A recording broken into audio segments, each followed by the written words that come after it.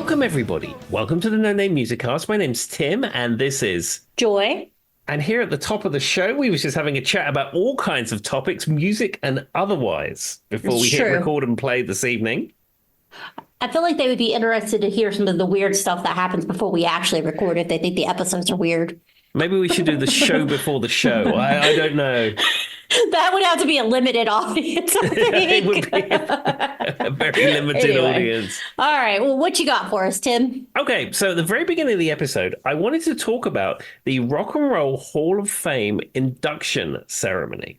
See, I saw this headline, but I left it for Tim because it's one of his favorites to do every year. Okay, so I watched the whole 6 hour, 5.5, 6 hour broadcast of the Rock and Roll Hall of Fame induction ceremony. It's really that long? Yeah, because it's live. Ooh. They show it live. Then Disney Plus show it on like repeat for a month or so, and then it Yeah. disappears, and then ABC edit it and then show it in the new year. But they have the whole thing from top to tail. So Okay. I watched it over 3 or 4 days because I couldn't sit there for 6 hours and watch the whole thing. No. That So- sounds boring. Yeah, I just wanted to speak to some of the performances of the Rock and Roll Hall of Fame. Okay. So the first one, this actually opened the show. So Cher was inducted into the Rock and Roll Hall of Fame. And it opens with an artist called Dua Lipa, who you probably know who that is, performing Believe. She's And a then British artist. Yeah, and then Cher comes out and sings it with her. Now, Cher is older, and she's maybe got a little bit of wobble to her voice, but she is Cher and she's a legend. I've never heard or seen Dua Lipa before. I had to look up who it was because I had no idea who that person was. Every time I hear her name, I think Duolingo, but anyway. Yeah, Duolingo. And I mean, she sang it all right, but it was Yeah. nothing great. But the bit that got me, I mean, I don't know how experienced Dua Lipa is as a performer and a singer, but it seems to me that in the Rock and Roll Hall of Fame is that you have the new artist starts the song, the legendary artist joins, and then they sing it together. Yeah. Dua Lipa doesn't know how that works because she was singing all over Cher. Like Cher was coming in, she was interrupting her. It was terrible. And then the Ooh, bit that also and the- sounds poorly rehearsed, too. yeah, and the bit where they were singing together, one of them should have been singing the note and one of them should have been singing a harmony or an Harmony. octave or something. They were just singing in unison, and it just sounded bad. Yeah, and that's sad because I only know of one Dua Lipa song, and that's because it was popular on TikTok. And it was something, I don't know, can't even remember how it goes, but I think she did do like a tour and stuff. But I mean, to be fair, she's like a mid-lane kind of pop artist, if that makes sense. And I know she was more popular in the UK than she is in America because that's where she's from. But every time I hear her name, though, my brain just thinks Duolingo. Yeah, yeah. I mean, she's probably fine, but I don't know. That also sounds like poorly rehearsed. Yeah, badly rehearsed, but I think a lot of these pop artists now, Cher grew up playing in clubs when she was a teenager, and Cher has been in everything you could imagine, and is a super experienced She can artist. sing everything. If you ever watched her Yeah. variety show, she did like every song you could ever think of. Yeah, but Period. but Dua Lipa, I mean, probably in her 20s. I don't Maybe know. not the best choice. Yeah, it just the fact that Should have went with Miley, Tim. that would have been Miley would have figured that right out. But the That would fact have she been was perfect. crashing all over Cher, it was not good. Anyhow, Awkward. and then Cher did "If I Can Turn Back Time" by herself. And now, when it got to the key change, Cher was struggling a little bit. But again, this is Very Cher; high she's song, a though. legend, and she's older. But it was great, though. I will say. The backing band, which was The Roots, which is Jimmy Oh. Fallon's band. And then it had some other backing singers and some other musicians involved with it. They had a guy called Joel Hoekstra. Now, he plays with Whitesnake and the Trans-Siberian Orchestra. I don't think he got the memo that Cher was supposed to be the star of this because he's wearing like these massive like gold shoes and his hair's flying around He and took he's an opportunity and went with it, Tim. yeah, and he's running from one side of the stage to the other. He does And that when you watch him live with the Trans-Siberian Orchestra, too. Yeah, and that's fine. But the thing is, this is Cher's moment. Cher is being inducted. It's Cher's moment to shine. Yeah. And and the camera was like on Cher most of the time, and you just see this big big wad of blonde hair fly backwards and forwards. And then when it got to the guitar solo, he's one of these guitarists who has a whammy bar on his guitar and uses it on everything. And the solo in that song is quite well defined. He played it, but everyone's like, woo, woo, woo, woo, woo, woo. And it's just like, oh, come on, play it properly. Just drop it. Just drop it. We get it. You know how to press the whammy bar. Move on. That's funny, though, because I've seen him in the Trans-Siberian Orchestra. When you watch it live, because I've seen them live a few times now, he's like that. He runs back and forth. Now, I understand the Trans-Siberian Orchestra has multiple people, but I have seen specifically the blonde guy Tim's talking about. Yeah. And he does. He just like gets really into it. But the thing about it is it sounds like to me, whoever was the production behind this year's didn't do a great job. Yeah, I mean, certainly for that. Like I mean, something like the. Yeah, I mean, I would say the mix was good, and yeah, mostly the camera work was really good. But yeah, there was a few little things that a professional could have teetered out probably. Exactly. Okay, so Ozzy Osbourne also got inducted. Ozzy, as we know, is older now, and I mean.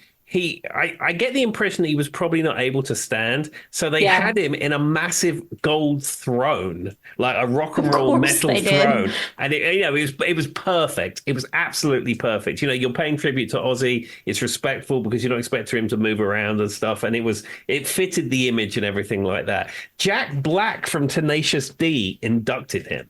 Oh, I love that. And, which means he was probably fabulous. Yeah, Jack Black loves Sabbath and loves Ozzy, and it was absolutely perfect. It was a really good tribute. He did say one thing that was funny. They were talking about Ozzy being the Prince of Darkness and biting the heads off bats and all this kind of stuff, and you know how he's supposedly a devil worshipper, and he went on to say he's a personal friend of mine. He's, I know the family, he's a family man, blah blah blah. You know, it's all a stage act. He said, however, long career for Ozzy Osbourne, and and as well as metal and rock and this that, in discovering Randy Rhoads and all these things.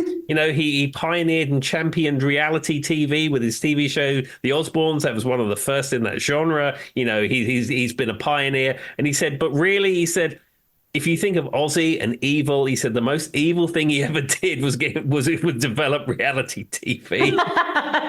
Fair enough. Ozzy probably laughed at that too, honestly. Absolutely. But I mean, they played a couple of Ozzy songs. They played Crazy Train, Mama, I'm Coming Home, and No More Tears. And it was a star-studded band. I mean, he had Chad Smith from the Chili Peppers on drums, the bass player Robert Trujillo of Metallica, Zakk Wylde was there, Billy Idol, Wolfgang Van Halen was playing guitar. How much money went into this set? Dang. Wow. It was fantastic. The interesting thing, though, is that the Ozzy's original guitarist, Randy Rhoads, a lot of people compared him to Eddie Van Halen, and some people said that he was actually a better guitarist than Eddie Van Halen, and he was pioneering a lot of the tapping and stuff like that. Yeah. And when it came to the solo in Crazy Train, Eddie's son, Wolfgang Van Halen, played that part, and I thought that was actually quite cool. Oh, that is, I mean, his son, Wolfgang, seems to come up a lot, just in general recently. Like, I feel like his name's everywhere with different things. He seems pretty talented overall, too, so. Yeah, he plays all the instruments on his last couple of albums that he had. His music's a little Nickelbacky, I suppose, if you was going to sort of talk about the genre it's in. But I mean, he's a monster guitar player, plays bass, plays drums, and I mean, certainly I've just seen him show up on different events and like with different bands and stuff a lot. Yeah, the guitaring DNA was passed down to young Wolfgang. I mean, his name is Wolfgang. He had to pick up something, Tim. All right, what's next? Okay, so Foreigner finally got into the Rock and Roll Hall of Fame. They've been nominated a number of times, but they finally get into the Rock and Roll Hall of Fame. So they started off with Hot Blooded, and Demi Lovato started it. Mm-hmm. But then Sammy Hagar comes on. Whoa, Tim's favorite. So he did that, and I mean, of course, Sammy. Fantastic. Could do no wrong. Exactly. And then Sammy says, now the real singer's coming out. Welcome, Miss Kelly Clarkson. Oh, she can sing anything, though. She, literally, even if you don't care for her, voice, if you see her, when she does covers, Tim, Kelly can do such a good job at anything. Yeah, she did I Want to Know What Love Is, and amazing. Absolutely nailed it. And then halfway through the song, she invites Lou Gramm. Lou Gramm is the original singer for Foreigner. Yeah. And I think he retired or he doesn't sing because Foreigner has a touring band that doesn't have Lou Gramm in it anymore. Yeah. I think he retired long ago, but they dropped the key a bit for him again because he's older. And Mhm. she totally understands how to sing with another singer, She's so 100%. good. If Yeah. you go on YouTube and you just look at Kelly Clark's like covers and like other things she's done, like she was also in Garth Brooks when he was put in the Kennedy Center Otters. She did a bunch of Garth Brooks songs and they were like amazing, like just bar none better than what I've seen most of those shows. Yeah, I was so impressed with her as a singer and also impressed with her for her professionalism and the fact Yeah. she knows exactly how to sing with another singer. And she know when Lou Gramm was singing, she was harmonizing with him and it was completely spot on. Yeah, she's got a good ear for sure. All right, what's next, Tim? Okay, so Peter Frampton finally gets into the Rock and Roll Hall of Fame. I think this was several years of nominations for Peter Frampton, but he gets in and he was inducted by Roger Daltrey of The Who. Hmm. I mean, that fits. Yeah. And Peter Frampton has had some health issues and he performs now seated. Ah. But he was there and he was performing. He was Do You Feel Like I Do? And it was his guitar playing and singing was first class. Oh, I love that. Yeah, for someone who's older, he was singing in the same key. His voice sounded great. His playing was great, and I mean, it's a shame that his body's letting him down because I mean, he's so still so good. I mean, he did a farewell tour a year or two ago, and he said, "No, Yeah. I've got this health condition, and I won't be able to tour anymore." And then he finished the tour, and he thought, "Well, hang about." I'm probably not doing that bad. Maybe I should sit down and then I can tour more. And then he's been touring ever since. And he said, I will carry on doing this until I physically cannot do this anymore. I mean, I can't blame him. I feel like once it's in your blood, like you just can't get past that rush of live music. So Well, makes I sense. tell you, Joy, I'm the same. I'll be gigging any old moose He'll lodge be in the until moose I'm. lodge till he falls over. And he was joined by Keith Urban. Oh, random. Keith Urban was doing a bit of singing, and he was playing guitar with him. And again, Keith Urban, consummate professional, knows how to play with another guitarist, for example. There you go.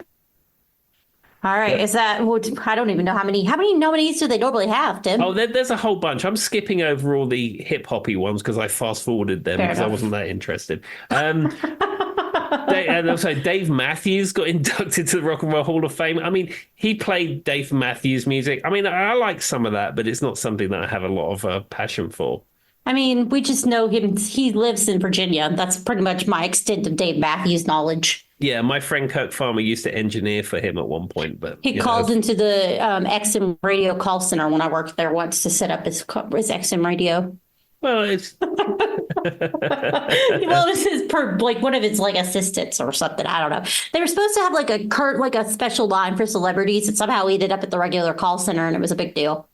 there we go. We also inducted was Kool and the Gang, and I Was it think like that, the original Cool of the Gang or 75 variations of it? well, it was mostly the Roots, Ah, and it was some of the touring band of Kool and the Gang. But Kool is the bass player, and he yeah. was there. He's the linchpin of the band, and the singer that you hear on all those hits. I forget the gentleman's name, but he was there, and his voice was superb. And they Still they tour. did Celebration, and it was amazing. It was so good.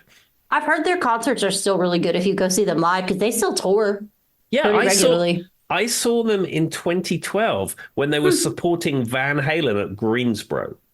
That's a very Tim concert if I've ever heard one. Well, I mean, David Lee Roth wanted something to get the party started, so why wouldn't you have Kool and the Gang? Were you seated for this or were you standing, Tim? Was this before you had to have seats at concerts? This was seated at Greensboro Coliseum. They weren't terribly Oh, good okay. seats, but inside it wasn't a amphitheater or anything like that. Tim wasn't dancing around in the front or anything at that time. No, not in the All right. slightest. No hands. What was it? No high-fiving the drummer. All right. What's next? Okay, so I'm going to speak about one more artist Okay. that was on here, the legendary Dionne Warwick. Of course. She was inducted to the Rock and Roll Hall of Fame. And the performance was, again, that they did, I'll Never Love This Way, was with Jennifer Hudson. Now, it's the same theory where Jennifer Hudson comes on, does half the song, and then Dionne Warwick joins and they sing together.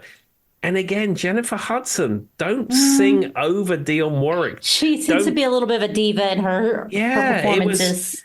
I'm just surprised for people who've risen to the high mark of the music industry, who have these names that people know and songs that people enjoy.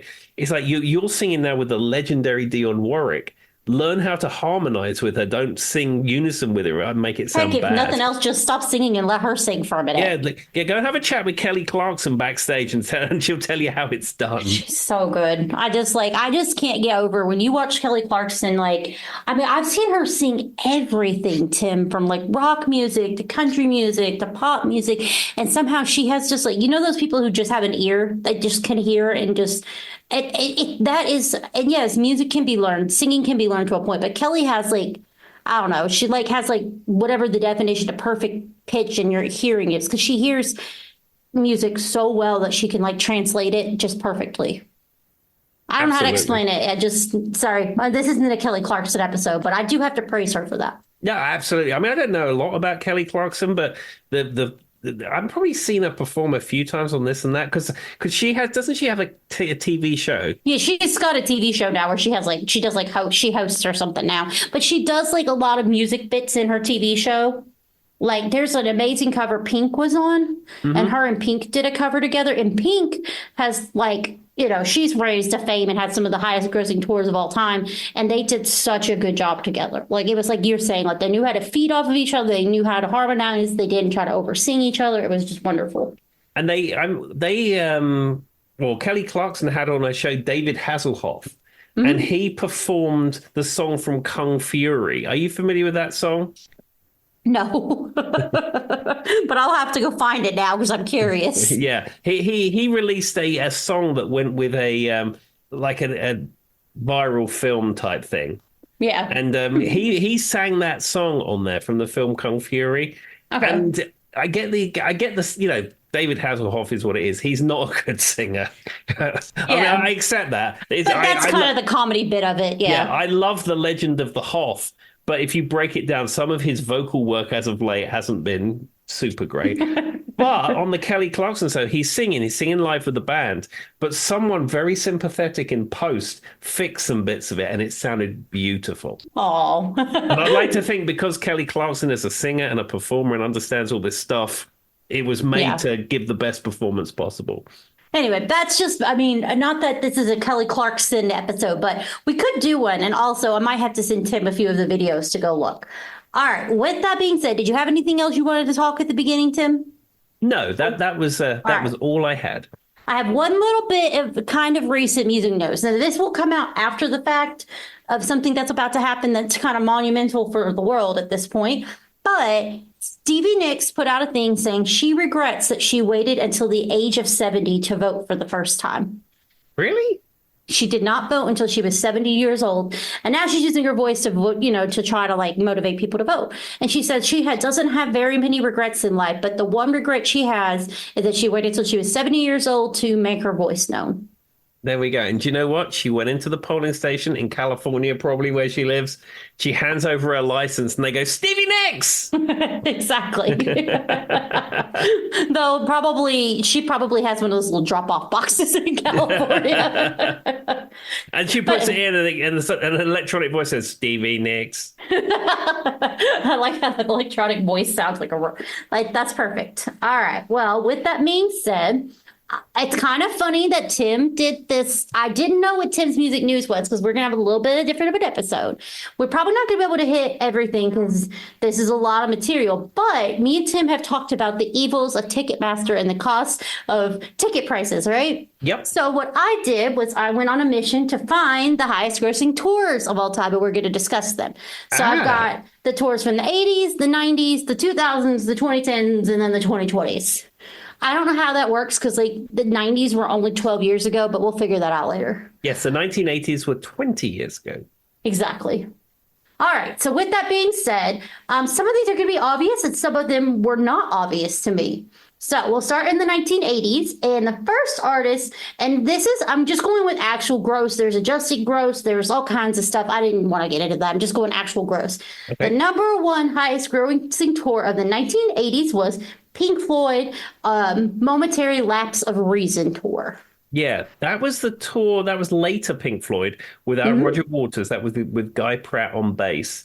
And Yes. I know they had a tour after that in the 90s, the Division Bell tour. But Momentary Lapse of Reason, that would probably be the tour when they recorded the album Pulse, I think. You are correct. And so it went the Wall Tour, which happened in 1980, and then Momentary Lapse in Reason was 1987 to 89. And then, as Tim was saying, in 94, they had the Division Bell Tour. He was right. This was without Roger Waters. It was with their first tour without him. Hmm. And they actually did a reprise of the set list and the stage show for their performance in Nebworth Park in 1990. Would you guys Yeah. have heard Tim talk about Nebworth Park? Yeah, Nebworth 90 was, as we've spoken, we did a whole episode. It was a very pivotal concert for me where I discovered a lot of artists for the very first time. And I really loved all those performances. And it was a time when I was just getting into guitar seriously. Now, they recently, last year or year before, they released the whole set from Nebworth as a separate release on CD, and I was able to buy it. And it because on the official Nebworth 90 album, I think there's only three tracks, and this played the whole set. And there was actually on one of the tracks when they set the pyros off, the pyros mess with the sound on the recording, but they left it in. And there's actually a note that says on, blah, blah track Yeah. due to the original something or something. I mean, that makes sense. I thought it was interesting. I don't know. I mean, I knew Pink Floyd was popular, but I wouldn't have put them above some of the other artists. Does that make sense, Tim? Like, maybe it's just me, and I just wouldn't have thought that. Yeah, I mean, Pink Floyd now is a legacy act. David Gilmour is still releasing new music. But I mean, the band itself doesn't exist. I mean, we lost Rick Wright, so, you couldn't have Pink Floyd anyhow. Yeah. But and the fact that David Gilmour and Roger Waters have completely fallen out, but that's beside the point. But at that time, 80s, I mean, Floyd were huge, and it was like the renaissance of Floyd after the classic Interesting. lineup of Floyd, and then they were back out there again. They were playing their classic music, and they had new music going on. It was a completely different direction from them, away from the sort of the 60s and 70s sound that they had. I mean, I remember this time and them being out touring and how massive it was. I mean, but where was I sitting in my bedroom not listening to Pink Floyd live? Missed opportunities. Well, some of this may be Tim going, yeah, I should have went to that concert for the millionth time when I was right there in London. But anyway. It's a standard story. All right. So number two is not surprising at all. And this is probably why I was surprised Pink Floyd were ranked above this. It is the Bad World Tour by Michael Jackson, Yeah, which was his first solo tour. Yeah, absolutely amazing. The Bad Tour. I think he played Wembley 2 nights or 3 nights. And I He mean, did. this was huge all around Europe, United States, the whole thing. The Bad Tour was absolutely massive. It was. I remember it was sponsored by Pepsi. Pepsi. I was Yeah. going to say, this was the one sponsored by Pepsi. And it's the one where he famously caught on fire at one point. But with that being said, I would pull in the set list for this, and I'm surprised by the set list. I've never heard, so it starts out with Wanna Be Starting Something. That's not shocking, right? But did you know he did a version of Heartbreak Hotel as the second song for the Bad Tour? Yes, but it's not the Heartbreak Hotel that you're Oh. thinking of. So Well, then I don't on know the what that is. on the Jacksons album Triumph, they have a they have a song Okay. called This Place Hotel, and then it says otherwise known as Heartbreak Hotel. It is nothing to do with Never the mind. I Elvis didn't song. take it that way. Dang it, Yeah. that would have been cooler. And then it was Another Part of Me, Human Nature, Get on the Floor, Smooth Criminal, I Just Can't Stop Loving You, She's Out of My Life, and then so on and so forth.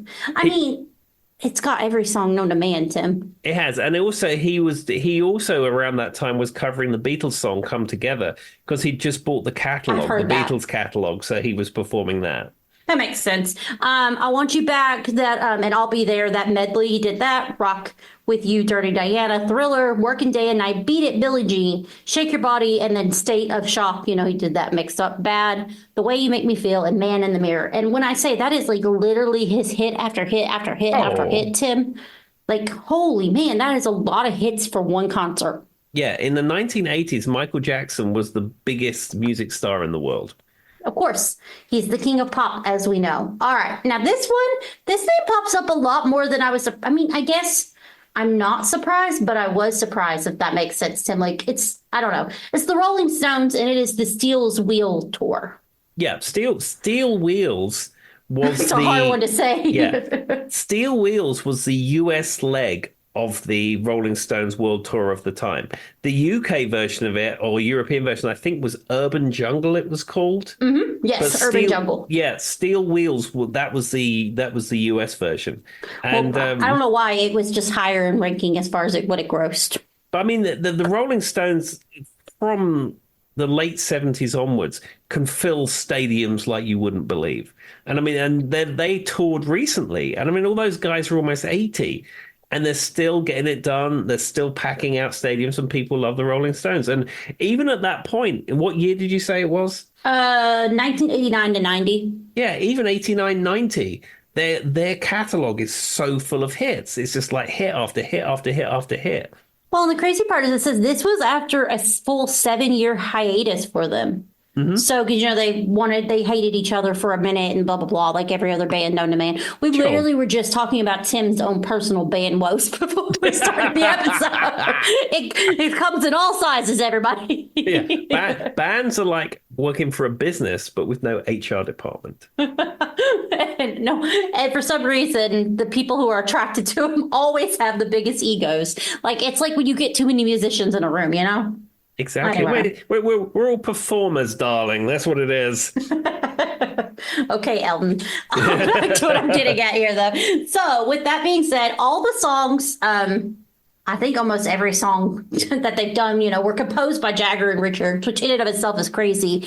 We won't go through. They have a long set list. And it did change depending on if it's, like Tim said, if it was the Urban Jungle Tour or if it were the American Tour, they kind of rearranged it. But, I mean, Start Me Up is in there, Under the Cover of the Night, Miss You, Ruby Tuesday, Play with Fire, Dead Flowers, One Hit Mix, Honky Tonk Woman, Rock in a Hard Place, so on and so forth, Paint It Black. I mean, and then Give Me Shelter, It's Only Rock and Roll. But you know what's crazy when I look at these is how many hits can be, because when you go to a concert and they're not like a huge artist, there's like 5 songs that everybody knows, and then there's usually 2 or 3 songs that the diehard fans know, and then there's 1 or 2 songs that nobody knows. Yeah, and then they say, "This is from our new album," and people go to the bar. Yay! And then somebody in the audience yells, "Play blah blah blah," because it's the only song we know from you. Exactly. My favorite was when I went and saw what band was it? What are they called? My brain just went blank. There was a band that was it wasn't a local band, but they're like mediumly like known, Tim. And they were playing at Virginia Tech for free. Now they wouldn't play for free because they're actually known because they were on a commercial. Cannot think of the name of the band. My mind's blanking. It'll come to me and I'll yell it like Stevie Nicks in a minute. But all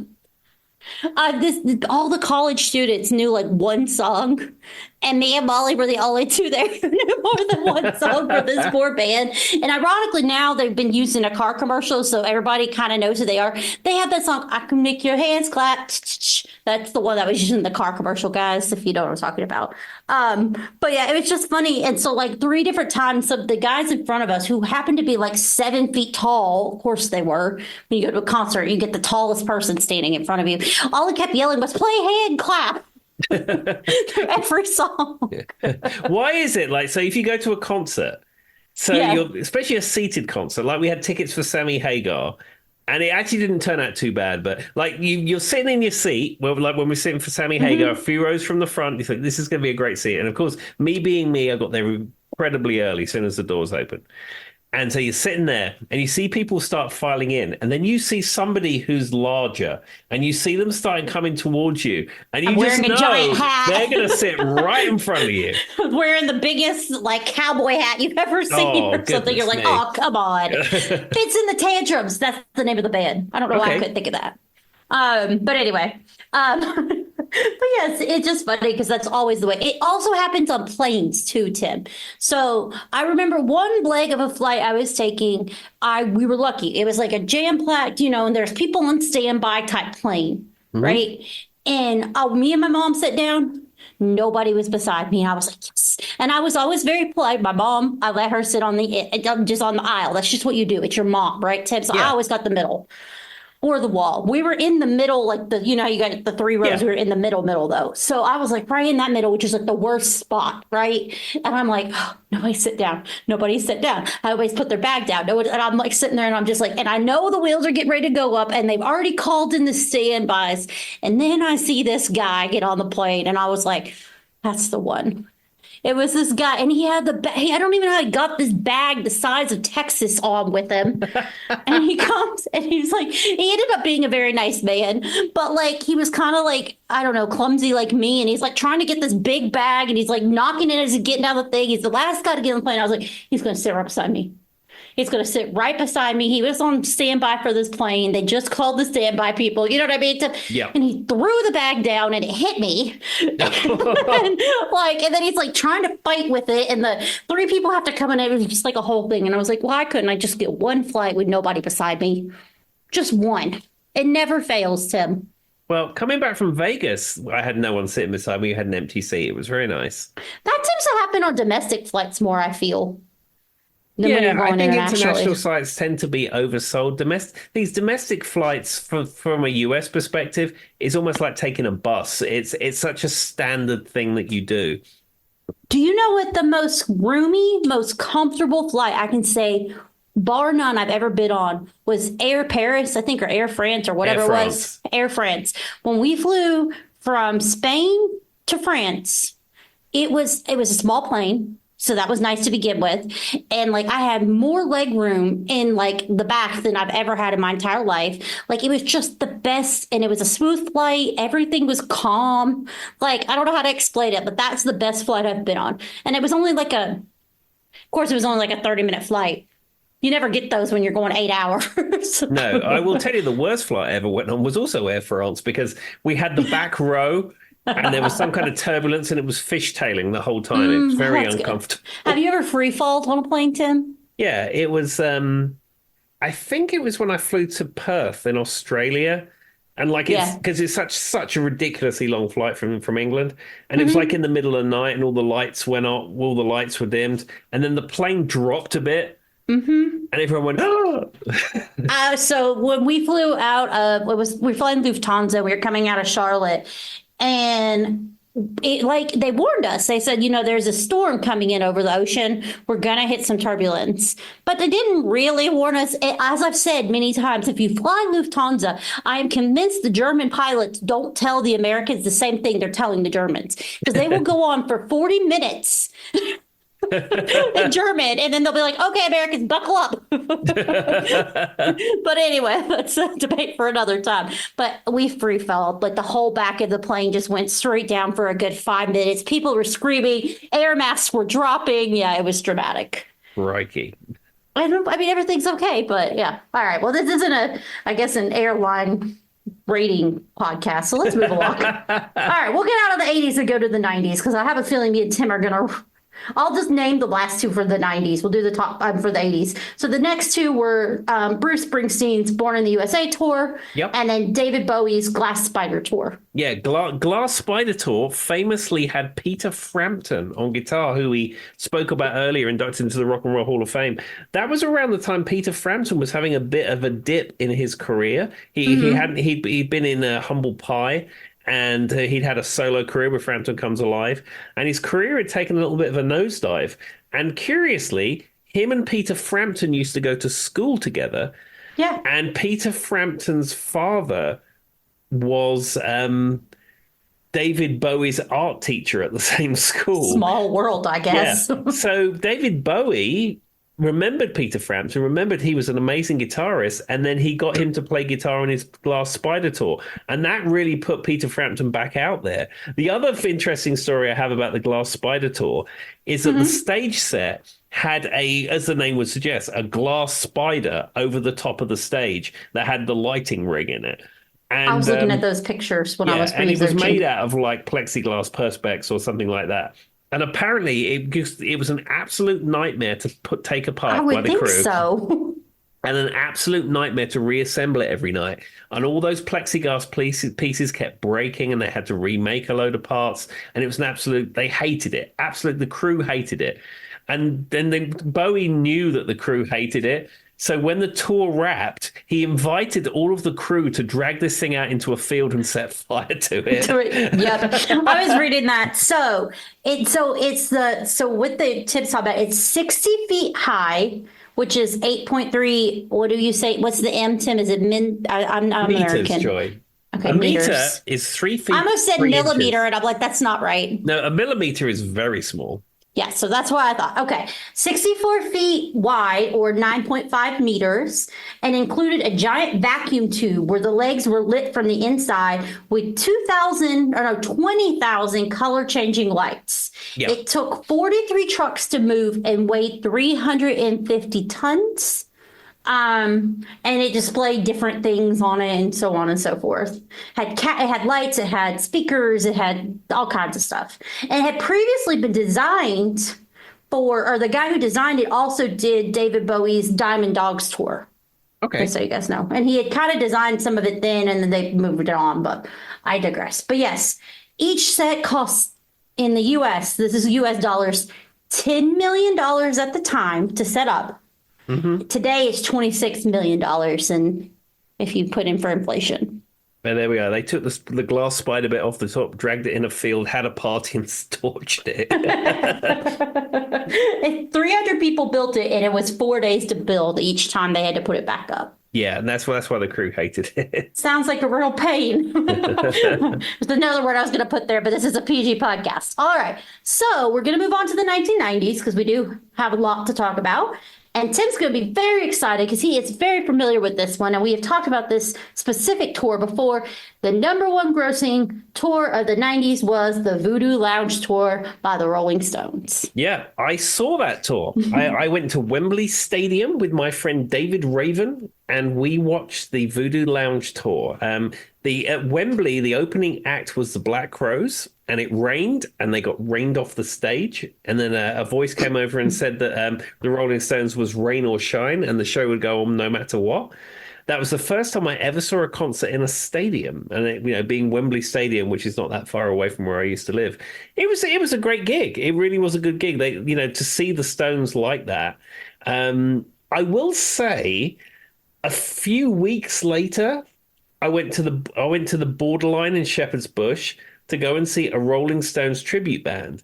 Mm-hmm. And the Rolling Stones tribute band, for me, played a better selection of songs, and it was significantly better value for money. They didn't play any album filler. No, it was hit after hit after hit, and it was for the price I paid for that ticket, I felt I got better value for money from seeing the Stones. But I've got the tail. I actually saw the Stones at Wembley. So their set list varied a little. Obviously, they're always going to, guys. So if you went to one of these legs and this set list isn't the one, this is just a general set list you could find on the internet. They said this was from RFK Stadium in Washington, D.C. And there's a lot of songs. I'm just going to run through a few. Not Fade Away, Undercover of the Night, Live With Me, Rocks Off, Sparks Will Fly, I Can't Get No Satisfaction, Beast of Burden, Out of Tears, Hot Stuff, Honky Tonk Woman, Love Is Strong, Start Me Up, It's Only Rock and Roll, Street Fighting, Brown Sugar, Jumping Jack Flash.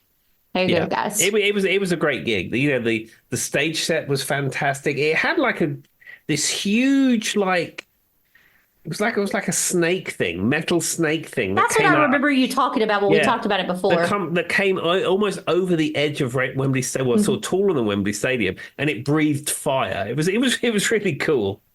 The people who had to put that together probably hated that too. Well, I think at that point that computer design was more of a thing, so it was probably designed in a way where it's easy to break it down and stuff. Well, this is going to be interesting for everybody here. Guess what number 2 is? The Rolling Stones Bridges to Babylon tour. Well, yeah, I mean, this was a time when the Rolling Stones were out there continually. Yeah. I mean, they had to I don't know what their net worth is, but it has to be a lot at this point because they show up on this list so many times.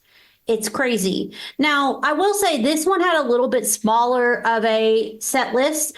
One of the opening acts, though, who was one of the biggest names that Tim loves, and she was probably, they said she stayed with the tour for the longest, was Sheryl Crow. Yeah, because Sheryl Crow, because she was singing backup vocals on the Michael Jackson tour that we spoke about in the 80s, the Bad Tour. And by this time, she'd launched herself with her Tuesday Night Music Club album. And she was sort of rising up through the ranks. And yeah, she was out there supporting them. I mean, Sheryl Crow's celebrity, I wouldn't imagine she could fill a stadium, but certainly fill an amphitheater or, a small arena or something like that. But it must have been a real treat to see Sheryl Crow in such a big venue. It really would have been. And I mean, I just thought it was kind of interesting of all the people. I just, Sheryl Crow opening for the Rolling Stones, it's just kind of interesting to me. I wouldn't have thought that. So it stood out. Now, their set list here almost has some of the same songs. Well, of course, they're classics. They're Rolling Stones Can't Get No classics. Satisfaction, Let's Spin the Night, Flip the Switch, Give Me Shelter, Say to Me, Out of Control. We've got Honky Tonk Woman, Jump a Jack Flash, so on and so forth. Brown Sugar. I did think it was interesting. They ended the show with Waiting on a Friend. I don't know why that surprised me. But that I just thought it was funny that that's the third time they've been on this list. And then guess who's number 3, Tim? It's not the Rolling Stones. Could it be Pink Floyd again? It is Pink Floyd, the Division Bell. Yeah, the Division Bell tour. If I remember correctly, I think it was the Division Bell tour. They played at Earl's Court in London, and which is a venue that I saw the Who at around this kind of time. And it was that they when they played there, a whole load of the seating at Earl's Court collapsed. You are correct. It was London. They played basically multiple shows in October of 1994 at Earl's Court Exposition Center. Yeah. Well, there you go. Oh, but I did something. I didn't know that the seating collapsed, though. Did that, like, people die? No, I think some people were not badly injured, but you know the kind of banks of seating that you have, because Earl's Court has since been demolished, but it was a multi-purpose venue. They used to use it for trade shows. They used to use it famously for the Ideal Home Exhibition, where the Ideal Home Exhibition was really cool. So what they would do is it's like housewares and house technology and I know what you're home saying. improvement type thing. They have some of those like home tours, that type of thing. But Yeah. what they would do is they would build real houses inside Earl's Court, like real brick built houses as show houses. They'd build them in there, and then one would have a Crestron system in it, like home automation, and one would have like this amazing kitchen, and one would have these beds now pull down from the ceiling and all this kind of stuff. And then the Ideal Home Exhibition would run for 2 weeks or whatever, and then they just tear these houses down. I mean, they do that kind of stuff too. They call them like housing tours or whatever. So what's funny about this tour though, Tim, and I thought this is interesting. The European leg of the tour was sponsored by Volkswagen. Yep. And they which issued a commemorative version of its top-selling car, the Golf Pink Floyd, which was given as a prize at each concert. It was the standard Golf with Pink Floyd decals and a premium stereo, and had Volkswagen's most economically friendly engine at that time. Probably not anymore, but at that time. But that you could win a car from Volkswagen if you went to those shows. You could have won a car, Tim. I could have if I'd have gone there. Probably wouldn't have been able to drive it at that point, but it would have been fine. It definitely would have been a stick. 100%. A manual, as they say. That's just funny, though. And then Gilmore said he donated the money he made from the sponsorship to charity. I thought this is interesting and was uncomfortable with it. I don't want Volkswagen to be able to say they have a connection with Pink Floyd. They are part of our success, but we will not do it again. There we are. Okay, whatever. It just sounds like a Pink Floyd thing to say, doesn't it? All right. So number 4, of course, we're just doing the top 5 U2 Pop Mart tour. You know they were coming somewheres. Maybe I'm missing something, Tim, but I just don't get the U2, like everybody's obsessed with it. Like there's like a cult like following of U2 and I can't get into it. Well, the thing is, you have to remember in the 90s, this is probably after Acton Baby was released. And that was a real reinvention for U2. Because, the U2 had a very particular sound, Joshua Tree kind of sound. And then they reinvented themselves more in a kind of dance, disco. Yeah, they got almost like an EDM type thing going on. That kind of stuff going on. And it was a real reinvention. And that really did revitalize them to the point where they could play these huge stadiums. And yeah, they still played the tracks that you were familiar with. but they now had a new audience and a new sound. And I remember around that time how huge that they were. They were they weren't the Rolling Stones, the biggest band in the world, but it's as a legend on the par to the Stones.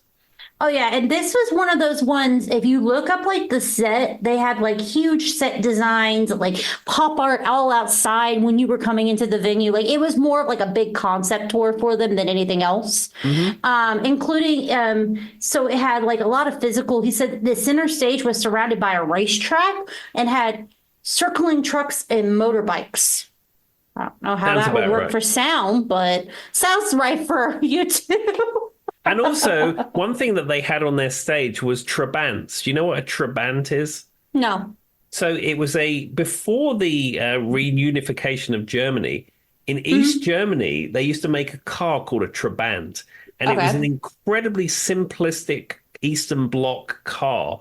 And the body was not made of metal. It was made out of some kind of pressed fiberboard because it was a very cheap to make car. I get what you're saying, yeah. That your average person could afford in East Germany. Okay. And then after the reunification of Germany, they became kind of trendy. For you to drive a Trabant because it's kind of wacky and stuff like that. And then what they did on that tour is they got a bunch of these Trabants, stripped everything out, and they used them as light sources. So like a lot of the stage lights, where the headlights would be, they put stage lights in, and then that would be beaming light onto the stage. And Bono said, he said, I made the world aware of the Trabant, but the problem is the Trabant factory closed down like 2 years before that. So, so it was no good. I did think this was interesting.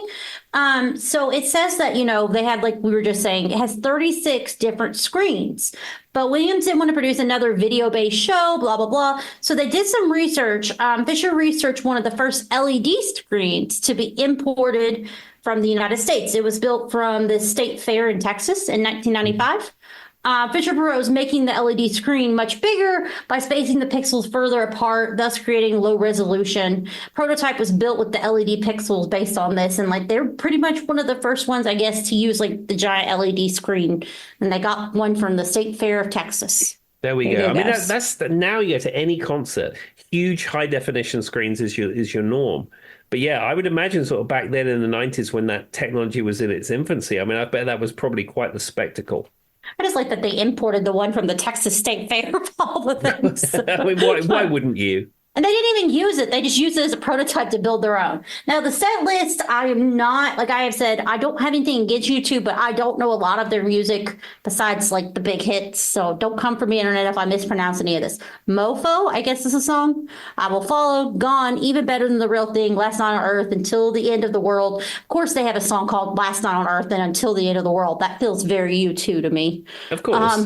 Pride, I haven't found what I'm looking for. All I want is you staring at the sun, so on and so forth. And they had 2 encores. I thought that was interesting. Well, they're U2. Of course they're going to have 2 encores. And so there we go. Another U2. All right. So number 5 is someone who's already been in the list, but it's not the Rolling Stones. It is not Pink Floyd. It's Michael Jackson. His story, his story world tour. Mm-hmm. So for those who aren't familiar, why I said his is when you look at it, it's spelled like HIS. It is His capitalized. story. So it's supposed to be Michael's story. It was his third and final worldwide solo tour. It was Europe, Asia, Africa, North America, blah, blah, blah. And it was the past, present, and future. And that's kind of what it was to promote, that was the name of his album as well. Yeah, they did a promotion for this tour. So they floated a barge down the Thames, and it was that statue of Michael Jackson that's depicted on that album cover. They made one of them in real life and then floated it down the Thames as a promotional thing. And I remember, I think he got stuck on a bridge or something, and it was a tabloid newspaper story at the time. Tabloid fanter everywhere. Apparently, they were planning a 25th anniversary edition of the His Story album, and maybe doing something kind of like, like the This Is Us tour or something. But unfortunately, it was halted due to the pandemic. That halted a lot of things for a lot of us. So there we go. So too bad. Now, with that being said, the set list is pretty good. Great Gives a Key, Scream, They Don't Care About Us in the Closet. He does that kind of like mix up Want to be Yep. starting something, Stranger in Moscow, Smooth Criminal, The Win, You Are Not Alone, The Way You Make Me Feel, the whole medleys from the Jackson 5 that I mentioned earlier, Off the Wall medley, which is like Rock You, Off the Wall, so on and so forth. Remember the Time, Billie Jean, Thriller, Beat It, Come Together, which I think Tim was just talking about his version of Come Together in the last one. Yep. Blood on the Dance Floor, Black Panther, Dangerous. Oh my God, it just keeps going. Black and White, Earth Song, We Are the World, Heal the World, and His Story. Yeah, I Which think is I would have it's- preferred to see the Bad tour. I think Me too. yeah. So as you get into the Dangerous album of Michael Jackson and some of the stuff on History, like I mean, Scream is fine, but not my I don't know. favorite, though. For me, Pete Michael Jackson is Off the Wall, Bad, and Thriller. I mean, that's pretty much all you need. I have a real big love for Off the Wall. I don't know what it is. Everything about that album is just like it's peak Michael Jackson for me. So I feel like that would have been probably my favorite. But Bad, I do like when when he starts to get into like Black and White, Earth Song, We Are the World, Heal the World. It would have been nicer when I look at this if they had like mixed it up a little, not chunked all those kind of really intense songs right at the end, maybe, you know what I mean? Put Thriller and then Heal the World and Beat It and then Earth Song. Feels like at the end it would get a little too, I don't want to say dramatic, but Well, Joy, I will speak to my Michael Jackson people who own time machines, and I'll see what I can do for you. because I'm a professional set maker and you should listen to my version. Well, there you Anyway. go. Now, what's funny is Dangerous. It says that it contains, elements from Owner of a Lonely Heart, The Good, the Bad, the Ugly theme, Janet, You Want This, the interlude to Let's Dance, Judy Garland's Get Happy, Monty Norman's James Bond theme, and a guitar intro from Duran Duran, A View to Kill. He put all of that in there. Fabulous. That's a lot. Good on you, Michael. That seems like a lot. All right, let's move on into the 2000s. Oh my God, here we go again. I'm not going to get into it, but the number one grossing tour is the Rolling Stones again. Yeah. A I bigger, think, better Joy, tour. in 50 years' time, you and I probably won't be doing this, but someone will be doing a podcast like this talking about greatest tours, and they'll say in 2074, the biggest grossing tour, ladies and gentlemen, was Taylor the Swift. Rolling Stones. I thought you were going to make a joke about after Taylor Swift, it's all just going to be Taylor Swift. All right. But anyway, now we're going to get into an artist we haven't talked about, but it doesn't surprise. It kind of does, but it doesn't surprise me. This is Madonna's Sticky and Sweet tour. Yeah, I mean, Madonna was touring through the 80s and 90s, of course. But as you get into the sort of 90s, 2000s, her as a touring entity really did ramp up. And she was one of the first people to embrace the theater of it. Because if you Yes. go and see the Rolling Stones, you go and see Pink Floyd, David Bowie, yeah, there's a theatrical aspect to it, sort of. But really, it's just a bunch of people on stage playing music and lights and screens. But she really got into like the almost like Cirque du Soleil type thing that's going on. It's so interesting you say that because the list of choreographers and dancers for her tour, there's like 38 choreographers and so many dancers, and just like huge set designs and creative designs and video directors that I didn't see listed for any of the other, you know what I mean? Like tours, the way hers was. And I remember this was right around the time, like 2008 is when this was going on. So I was like a young adult. I was really into kind of modern music at that time. And I loved a lot of the music that Madonna put out in the 90s into the 2000s. She did a really good job of making hits all the way across the board. I will give her some. I don't agree with everything she does now. If you go to her concert, you have to wait 6 hours. But I will give her some credit that I do think she did one of those artists who did a good job of consistently having hits across a big span of time. Oh, Madonna is an absolute legend. And I mean, like you say, she's moved with the times. She's had all these different kinds of music and different genres and stuff like that. But yeah, much like a lot of these artists, their later output is not as appealing to me. I agree with that, but for some reason that tour specifically, I remember some of the music she was just putting out, like Hung Up right then, Ray of Light. Yep. And I thought 4 Minutes was another one and that was on this tour. I have a very distinct memory though of something that is very niche that I think of when I think of Madonna. When she was doing the 4 Minutes and Ray of Light and all that stuff, and she was trying to produce it on I used to be the person who would play like music trivia and be in chat rooms a lot when I was younger. Shocking. And I'm convinced, Tim, that some of your friends were in this chat room back in the day. I didn't know because it's all music related. And it was a bunch of British people, and I did music trivia with them. I don't know how I found this chat room. But anyway, they had like, like before like GIFs and everything that we have on Facebook, they had little like animations you could send in the chat room, like in the early 2000s. There was ones of Madonna, and it would be like her going, and she was like dancing. And they were my favorite. And it's so specific, but I remember that's the only one I remember. There was the Happy Chew Friends, and then which were little animals, and then there was Madonna, and it was her promoting this album. I don't know why that sticks out to me, but I can still, like when you have those weird memories, I can still see all the different little pictures of her singing, doing the little things. Yep.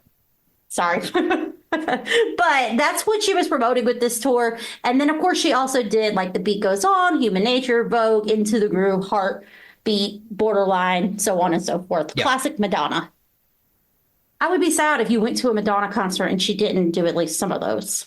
I think she's doing some of that stuff on her new tour, but I said what puts me off is her tardy showing up time, and the fact that she doesn't have a band in it. It's just a backing track. It's just it feels more like you're in a dance club than you're going to a concert. Yeah, I mean maybe that's what she's going for, but I don't know. If I'm paying a lot of money to see Madonna, I expect a live band. Fair enough. All right. Well, this is another one. It's not the Rolling Stones. But it does not surprise me. It's the Vertigo tour, U2, which is one I am familiar with, and what probably the thing I know the most music from U2 from is around this time. Yeah, Vertigo. I mean, that was a song that we used to play a lot in cover bands. We played that in Rough Justice. We used to play that at the Freak Jam. I mean, yeah, this was a very popular era for U2.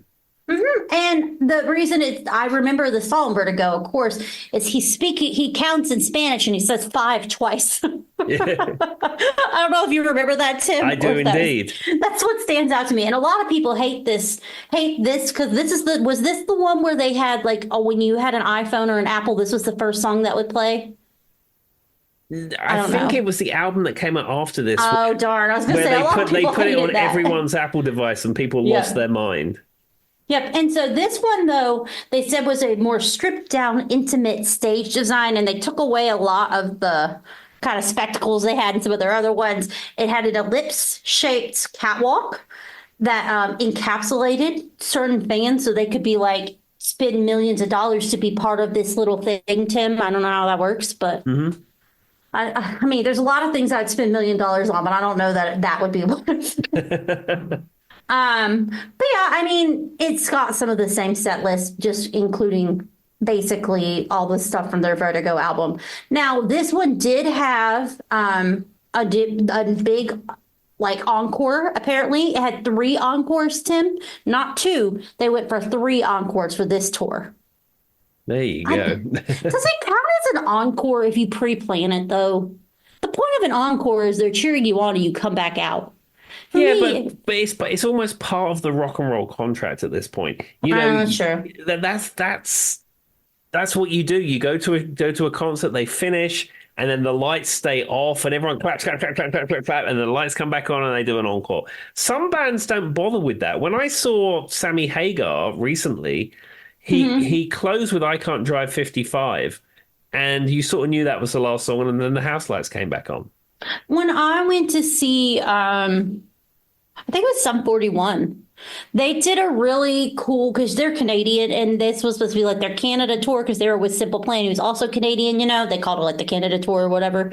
And at the end, they did like a big medley of like Pantera and like 80s rock band kind of thing, and they got all dressed up in like stage and hair and makeup, and like they went like really hard and did a really nice medley. You would have really liked it, actually, Tim. It was right up your alley, but they didn't do an encore. Like that was the end. Like it was huge, it was grandiose, but that was it. Yeah. And people kind of stood around and were staring, but then you see people come in sweeping. And I was like, well, I guess it's done now. Now, Elton did an encore, and he did an encore on an encore, and an encore on an encore. I still think that was the best encore. Like, he literally sat down on this thing that almost looked like a roller coaster. And he picked him up and he's like waving while singing Goodbye Yellow Brick Road and like leading himself off into the background. That doesn't surprise you if you know Elton John. Absolutely no. But anyway, yeah, he did that, and then he came back and he did that song that he did with Britney Spears. He did a song with Dua Lipa, actually. She comes back full circle. There you go, Tim. And those were kind of his encore. Now, what I thought was interesting is it says that when they did their encores for this tour, they did like different people's songs. Like instead of doing their own music, like one time they did Rocking in the Free World with Eddie Vedder and Mike McCready. I don't know who Mike McCready is. He's a guitar player from Pearl Jam. Okay. That makes sense. I'm not a big Pearl Jam fan, but that makes sense.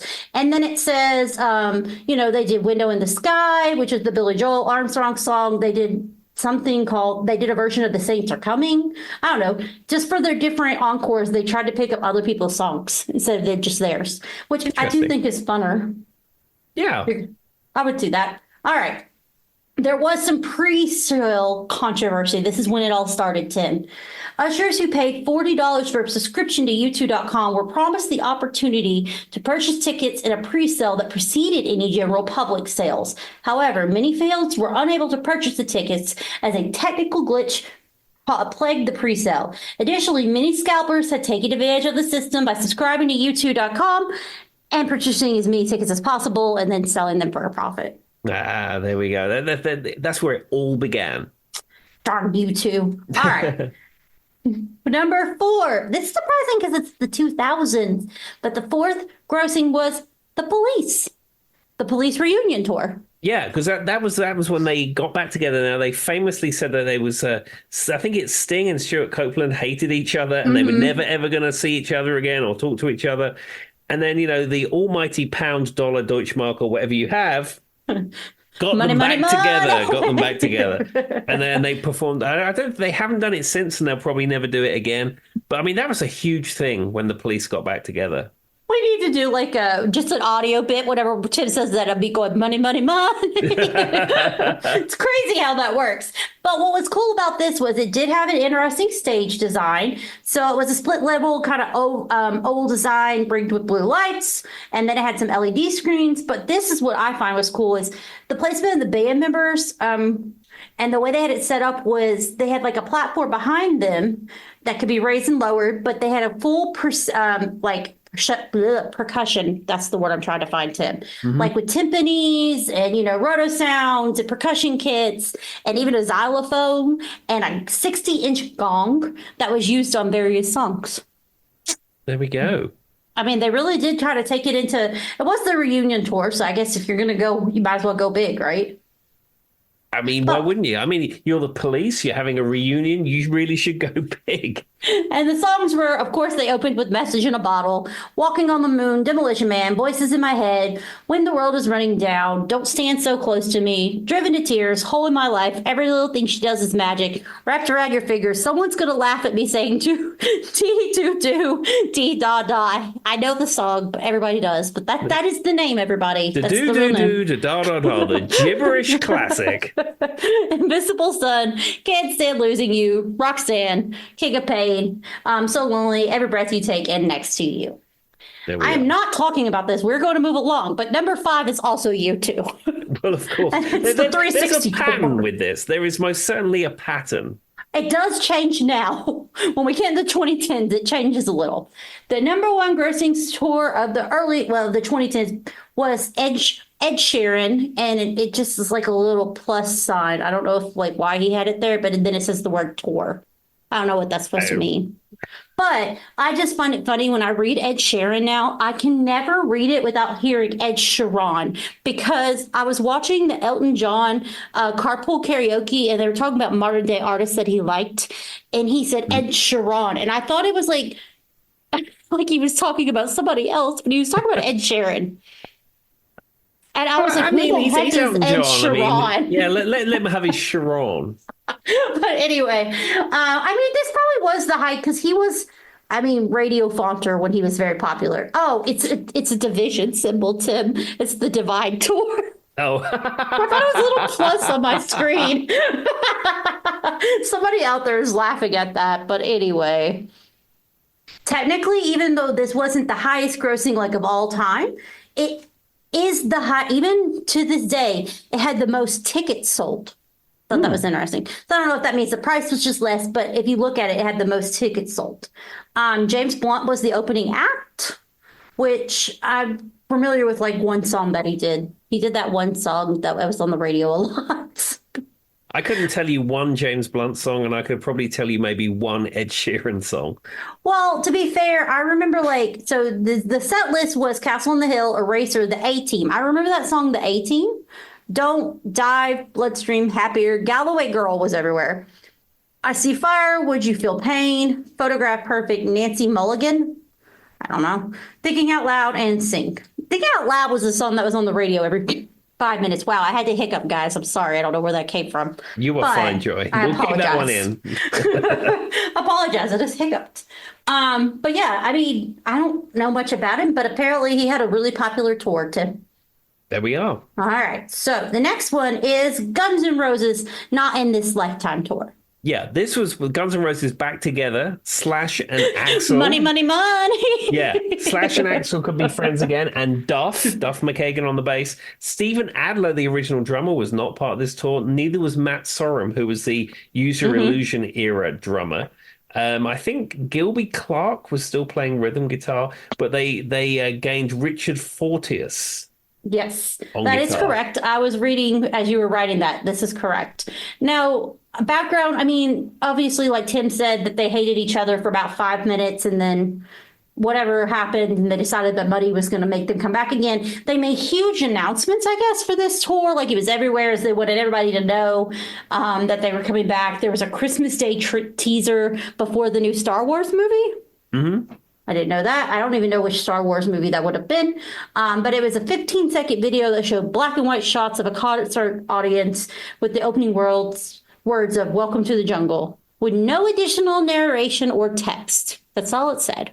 There we are. I can also tell you that Axl Rose broke his foot just before that tour kicked off. So they played a warm-up date played the Roxy, which I believe is in Los Angeles, which is a club they used to play when they were starting out. And they wanted to do like a warm-up date there. So they played there. Axl slipped on stage and broke his foot. So the first leg of that tour, he was sitting in a throne. And the throne was lent to him by Dave Grohl, as you know, famously broke his leg, which we've covered before. So he was in the Foo Fighters throne for like the first 6 months of the tour or something. I mean, gotta do what you gotta do, Tim. But the show must go on. So opening acts was actually Alice in Chains. I thought that was kind of interesting. Interesting. Pretty big opening act. I mean, surprising. It's kind of funny when you hear like these bands that you're familiar with being the opening act, but you have to think at some point in time, not everybody was familiar with them. I don't know. Sure. But I mean, this was like in the 2000s, like people knew Alice in Chains were in the 2000s, I would think. Yeah. Generally. Anyway, I thought it was interesting. Now, the set list is a bunch of obvious songs, and just strictly for Todd, I'm not going to get into it, but just think of every song you know from Guns N' Roses, and that's about it. Yeah. It's all going to be in there. All right. So, where were we? Coldplay is number 3. Roger Walters. So, Coldplay, A Head Full of Dreams tour. Roger Walters, The Wall Live. So it's still Pink Floyd again-ish. Yeah. And then number 5 is Metallica's World Wired tour. So, yeah, from the album Hardwired to Self-Destruct. Just strictly for time, I'm skipping ahead to the 2020s because we're getting this going to be a long The 2020s. It's Taylor Swift, number 1, and then I probably haven't even heard of any of the other people apart from the Rolling Stones. It's Taylor Swift, of course, the Eras tour. Yeah. Coldplay was number 2. Really? The music of the Spears World. See, I just don't. It surprises me. Remember how we talked about the Coldplay fact, how they had a new song? I don't know. There is like it's kind of like when we were talking about Pink Floyd, there's a subset, a genre of people who love Coldplay. I don't know where it comes from. Number 3 is Harry Styles. Tim knows about him now. He does. I know. Harry Styles, who's going to be on my Spotify Wrapped, and that offends me on some level. Love on Tour is the name of the tour. Number 4 is Ed Sheeran. again. And it's a plus sign, an equal, a division, a times tour. He's got a thing with the music. Ed Sheeran, that's just too complicated. I just want everyone to start calling him Ed Sheeran now. And number 5 was Beyonce's Renaissance tour. I'm going to give a shout out to number 6 because I went to this concert. Number 6 was Elton John's Farewell Yellow Brick Road tour. There we go. Which was a wonderful tour, and everybody should have seen it. We spent a lot of time, so I had to rush through the last ones. But basically what I got from this is the reason concerts cost so much now is because they put so much production into them. It's bigger and better over and over. Yeah, and you can sort of see Madonna as a pioneer in that respect because I said she was one of the first people to really embrace that production Cirque du Soleil thing. Fair enough. All right. Well, Tim, what would you like to leave the people with? I would like to leave the people to say, just be kind to everyone that you meet. And do what Dolly would do. All right, bye-bye. Bye-bye. To remind me of another day to